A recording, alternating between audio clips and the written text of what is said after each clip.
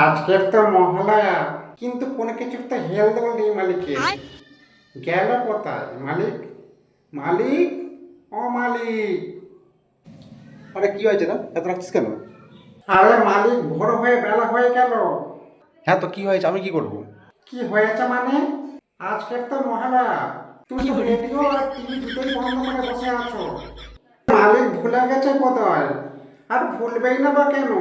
উনি তো ওনার জানার কথা চিন্তা করতে গিয়ে সব ফুলে মেরে দিয়েছে। আরে চুপ কর তো তোরা সব। যে যাপড়া ভুলে যাচ্ছে, দাঁড়া দেখছি, রেডিওটা চালিয়ে দেখছি। হ্যাঁ মালিক, এখনো রেডিওটা চালাও।